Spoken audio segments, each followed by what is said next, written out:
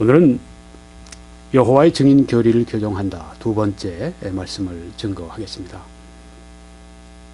수혈 금지는 자살죄에 해당될 수 있다. 이런 제목으로 말씀을 드리려고 합니다. 제가 첫 번째 여호와의 증인 영혼 절멸설을 반박한다는 그 동영상을 띄워놨더니 그 동영상에 이제 밑에 반응을 표하는 게 있어요. 이렇게 표하는 게 있고, 그러면 찬성한다 이렇게 하면 싫다 이런 얘기예요. 네. 이게 하나 나와 있더라고요. 네. 여호와의 증인이 들어왔었구나 하는 생각을 제가 가졌습니다. 근데 이거 들으면 아마 충격을 받을 겁니다. 뭐라고? 네, 그럴지 몰라요. 수혈 금지는 여호와의 증인에서는 수혈을 금지시키거든요.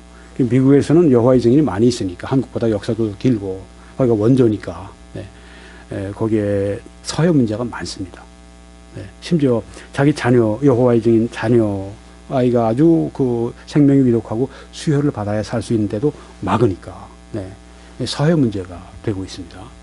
근데 지금 법적으로는 그게 종교적인 그런 그 믿음의 행위이기 때문에 처벌할 수 없다. 지금 그런 상황인데, 만약에 이렇게 그 수혈을 받지 않으면 피가 너무 흘러서 피가 너무 빠져서 수혈을 받지 않으면 죽을 수밖에 없는 그런 상황에서도 여호와의 증인의 신앙 때문에 수혈 금지, 거부, 이렇게 한다고 할 것 같으면, 그렇게 죽는다고 할 것 같으면 그건 자살죄에 해당될 수 있다고 하는 것입니다. 아마 여호와의 증인이 강력히 반발할 겁니다. 무슨 얘기입니까? 자살은 죄지만 우리는 하나님 말씀을 믿고 하는 것인데. 여러분 보십시오. 아스피린 같은 것을 이제 뭐 그런 종류의 어떤 것이 있는데, 수면제 이런 것들이 있는데, 다량 복용을 하면 생명을 잃을 수도 있습니다. 이런 경고 문구가 있는 그런 그걸 이제 약병인 걸 받아왔는데, 그걸 무시하고 내가 많이 먹었단 말이에요. 그리고 죽었다고 해봅시다. 책임이 누구에게 있습니까? 약을 만든 제조회사입니까? 제약회사입니까?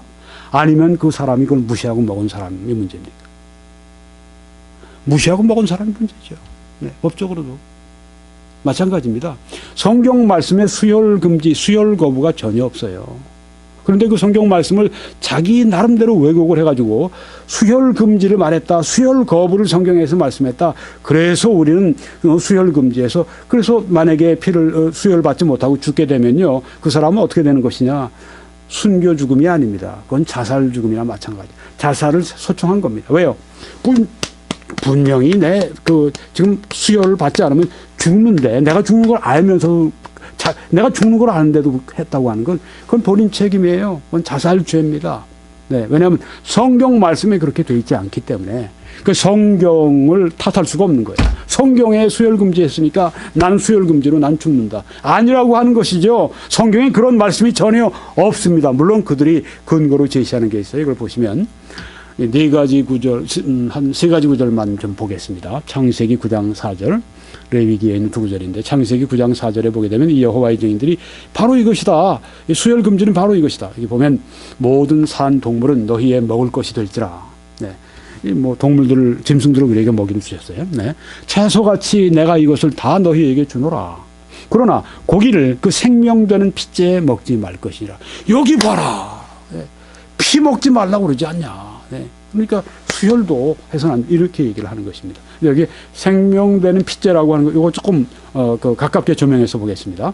고기를 그 생명되는 피째 먹지 말라고 하는 이 피는 어떤 피냐 하면은 생혈을 말합니다.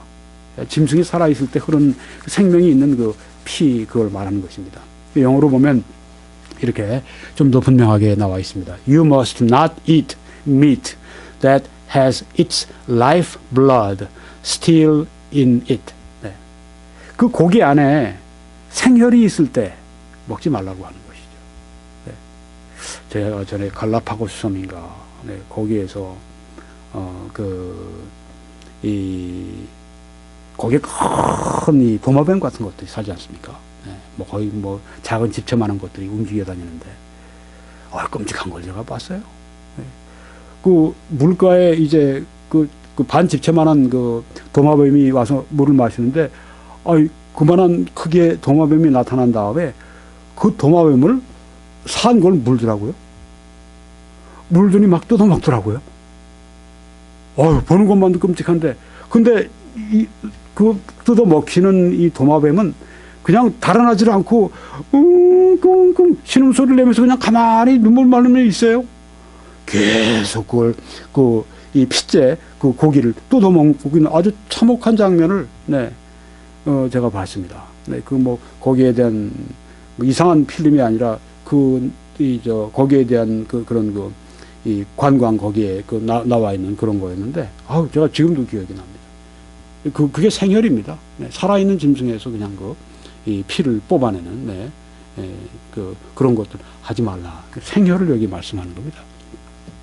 근데 여호와의 증인들이 뭐라고 얘기하냐면, 여기 밑에 보면 이제 Reasoning from Scripture, 여호와의 증인의 책에 보게 되면, 수혈은 정맥주사, 식사와 매우 비슷하기 때문에 피를 마시는 것과 같다. 수혈을 할 때 이건 뭐 정맥주사로 이렇게 이 식사하는 것처럼, 이제 영양분을 공급할 때 정맥주사를 놓잖아요.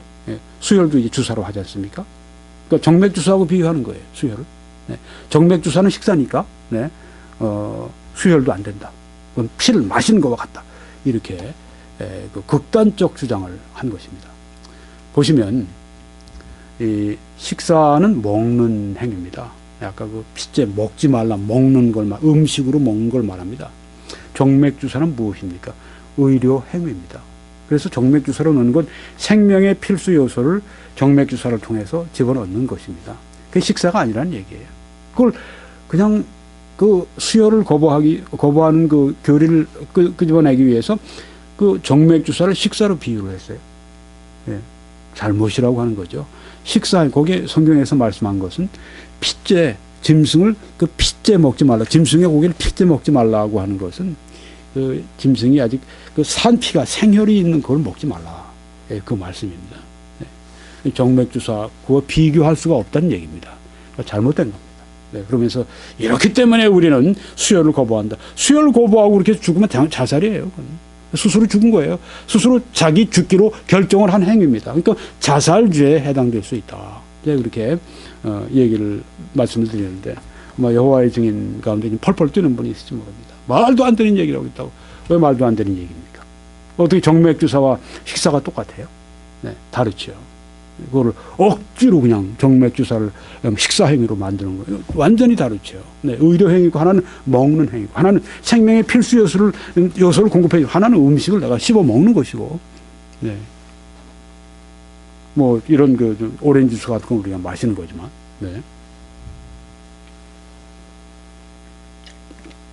그러니까 갑자기 생각이 나네요. 율법에 따른, 앞에 보시면 누구 같으십니까? 어떻게 보면 꼭 중국의 무슨 도사 같은 그런 심수염 기르고 머리에 검정색 있고 꼭 중국의 무슨 도사 같은 느낌을 주는데, 아닙니다. 정통 유대교인입니다. 성경 말씀이 들어있는, 성구가 들어있는 이 상자, 조그만 상자를 이제 올려놓고 있죠. 성경 말씀, 신명기에 나온 말씀을 문자 그대로 한다고 해서 저렇게 한 건데, 문자적으로 할 것도 어떤 틀이 있는데, 하여튼 율법에 따른 정결한 음식, 이 사람들이 먹잖아요. 정결한 음식만 먹습니다. 정통 유대인들은 구약에 있는 모세 율법대로 지금도 의식 율법을 그대로 따르는 거예요. 그래서 그 사람들은 어떻게 하느냐? 피를 뺍니다. 거기서. 그런 정통 유대교인들도 수혈은 거부하지 않습니다. 그런 정통 유대교인들도 수혈은 거부하지 않아요. 이 세상에서 유일하게 수혈을 거부하는 사람들이 바로 여호와의 증인입니다. 그런데 그것은 성경을 가지고 그렇게 얘기한다고 하는 것은 커다란 비극이고, 또한 그것은 기독교, 특별히 성경에 대한 진리의 말씀에 대해서 아주 크레딧을 아주 깎아버리는, 아주 정말 평가절하시키는 굉장히 잘못된 그런 성경 해석 방법입니다. 그러다 죽으면 자기 책임이에요. 그 다음에 또 하나는 레위기 7장 26절, 27절은 수혈을 절대적으로 금한다. 이렇게 또 A to Bible Understanding이라는 책에서 잘못 말하고 있습니다. 이 말씀은 이런 말씀입니다. 너희가 사는 모든 곳에서 새나 짐승의 피나 무슨 피든지 먹지 말라. 짐승의 피를 먹지 말라. 네, 이 말씀인데 절대적으로 여기에 피를 그러니까 수혈을 하지 말라 그렇게 또 해석을 한 겁니다. 무슨 피든지 먹는 사람이 있으면 그 사람은 다 자기 백성 중에서 끊어지리라. 네. 여호와의 증인이 이제 여기서 사람의 피를 수혈 말라 이렇게 해석을 해옵니다. 성경은 짐승의 피를 먹지 말라는 말씀입니다. 네. 여러분 보신 것처럼 짐승의 피를 먹지 말라. 네. 뭐 사람 필요해서 같은 뭐 O형이면 O형, A형이면 A형 그 피를 내가 수혈 받는 거. 또 필요해서 다른 사람들을 위해서 내가 수혈을 필요로 하는 사람들을 위해서 내가 피를 기증하는 거. 네. 그 생명을 살리는 그 일. 네. 그 생명 살리지 말라는 얘기거든요, 지금. 네. 생명을 죽이라는 말이에요. 또 당신도 수혈 거부해서 자살해라. 그런 말이에요. 이 교리가. 네. 얼마나 악용됐습니까? 성경 교리가요. 사람을 살리는 이 하나님 말씀이 사람을 죽이는 말씀으로 그렇게 저들이 둔갑시키지 않습니까? 이건 제가 볼 때는 사탄의 역사입니다. 네. 달리 아닌 사람 죽이는 사탄의 역사입니다. 네. 자기들은 아주 진실하게 성경을 해석했다고 하지만 진실한 뭐에 잘못 해석하는데 잘못 진실인데 네. 잘못되어 있으면 진실할수록 더 문제가 돼요. 그렇죠? 네. 공산주의 아주 진실하게 믿는 사람들 보십시오. 기독교 교인들 때려야 하는데 아주 제일 앞장서잖아요. 네. 진실하게 그냥 잘못 믿어버리면 바로 이런 것이죠. 또 하나는 이제 레위기 17장 11절에서 12절은 수혈을 금한다. 이렇게 Reasoning from Scriptures라고 하는 책에서 잘못 주장을 하고 있습니다. 이 말씀은 육체의 생명은 피에 있습니다. 네. 피에 생명이 있다. 우리가 피에 다 쏟으면 어떻게 되죠? 죽잖아요. 사람들이. 네. 참 아주 어처구니 없었던 일은 미국의 그 유명한 초대 대통령이었던 조지 워싱턴. 그분은 그 당시에 이 피에 뭐 어떤 병균들이 있어서 그래서 이제 병이 있다 해서 뭐 굉장히 앓고 있었는가 봐요. 피를 많이 뽑았답니다. 그 결과로 죽었어요. 참 어처구니 없는, 요새 의학 상식으로 보면 어처구니 없는 그런 일을 해버렸는데, 네. 생명이 피에 있다는 말씀이 있습니다. 내가 이 피를 너희에게 주어 제단에 뿌려 너희 생명을 위하여 속죄하게 하였나니 생명이 피에 있으므로 피가 죄를 속하느니라. 네. 여기에서 그 피가 죄를 속한다는 의미는 상징적인 의미죠. 네. 짐승의 피가 흘려져서 사람들의 죄가 속하는 것이 아니라 앞으로 짐승의 피가 그 유대인들의 그 성전의 제단에서 흘려지는 그 짐승의 피가 뭘 상징하냐면 앞으로 오실 예수 그리스도의 속죄의 피를 의미합니다. 그 속죄의 피로 말미암아 너희들의 죄가 사함받는다. 여기에 피는 그러니까 속죄의 상징입니다. 그런데 여기에서 이제 그 수혈 거부라고 하는 걸 찾아낸다고 하는 것입니다. 그러므로 내가 이스라엘 자손에게 말하기를 너희 중에 아무도 피를 먹지 말며 너희 중에 거류하는 거류민이라도 피를 먹지 말라 하였나니. 네. 그래서 뭐 성경에서 뭐 사람 피를 말씀했겠습니까? 말도 안 되는 얘기고 여기 말은 짐승 피인데요. 네. 제단에 있는 짐승 피 뭐 이런 것 주로 이제 그런 것들이겠죠. 네. 여기서 성경이 말씀한 게 뭡니까? 생명이 있는 짐승의 피를 먹지 말라. 생혈을 먹지 말라. 그런 얘기예요. 네. 사람의 피를 수혈하지 말라. 여호와의 증인. 아주 잘못 얘기를 하고 있는 것입니다. 네. 그래서 사람 죽여요. 네. 진리의 말씀 잘못 사용하면 사람을 생명을 앗아가기도 하고 영혼을 지옥에 멸망시키기도 한다고 하는 것을 우리가 알아야 됩니다. 그래서 성경에도 그 말씀이 있지 않습니까? 사도 베드로의 글 가운데 보게 되면 사도 바울의 글 가운데 더러는 어려운 것이 있어서 그걸 억지로 풀다가 저들이 멸망에 이른다. 네.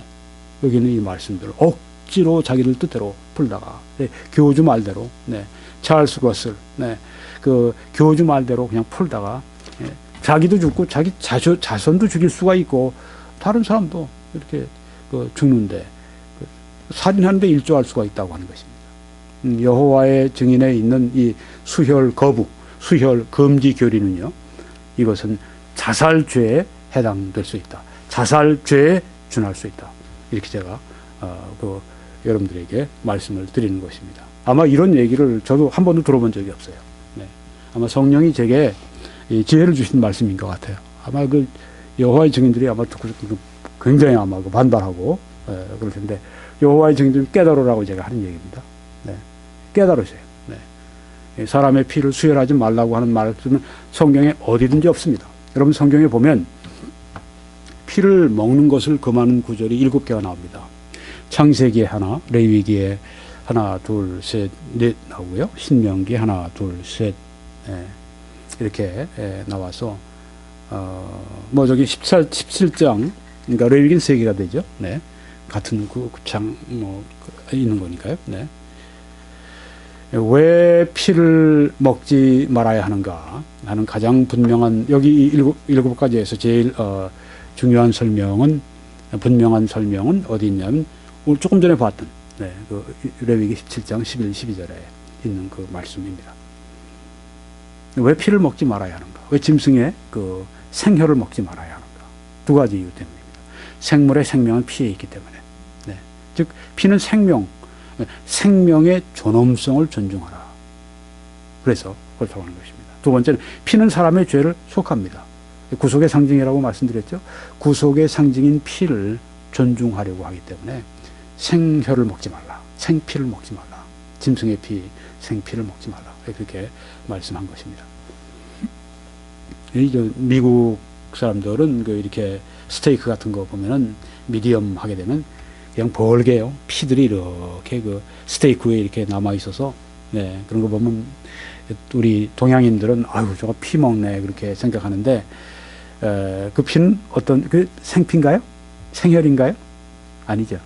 네, 그 피는 구운 이미 그 저기 조리가 된 그런 그 피이기 때문에 뭐 그런 저는 잘 안 먹습니다만은 그거 먹는 사람 하면서 당신 왜 피 먹냐 그렇게 우리가 이 얘기해서는 안 됩니다. 성경에서 말씀한 그 피는 생피 생혈을 말하고 있다는 것입니다.